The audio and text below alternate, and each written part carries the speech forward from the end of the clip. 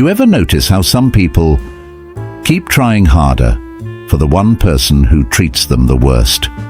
They think more before speaking. They choose their words carefully. They hold back their feelings just to avoid upsetting them. Not because they're weak, not because they don't see what's happening, but because something deeper is controlling them. And if you've ever found yourself doing this, trying to stay calm, trying to keep the peace, even when you're the one getting hurt, this might hit closer than you expect, because this isn't really about love, it's about safety. For some people, conflict doesn't feel normal, it feels dangerous, not physically, but emotionally. Raised voices, tension, arguments don't just feel uncomfortable, they feel like something is breaking, and that feeling usually starts early. If you grew up in a home where everything was calm, where your parents didn't fight, where peace was always protected, your brain learned something very specific. That peace equals safety, and conflict equals danger. So now, as an adult, even a small disagreement feels bigger than it actually is, and instead of expressing how you feel, you adjust yourself. You stay quiet. You let things go.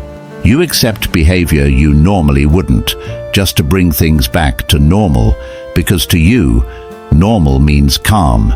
But here's the part most people don't realize. When you start protecting peace at any cost, you slowly stop protecting yourself. And that's when the pattern begins. You start needing their approval. Not because you respect them more, but because you fear what happens when they're upset. You avoid saying things that might trigger them. You try to keep them happy, even when you're not. And without noticing, your entire emotional state starts depending on them. If they're calm, you feel okay. If they're distant, you feel anxious.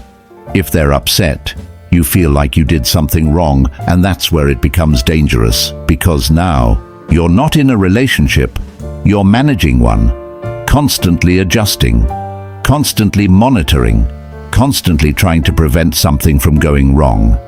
And the worst part, you start believing this is normal, that this is what love looks like, that being careful, being quiet, being overly understanding is what keeps relationships healthy.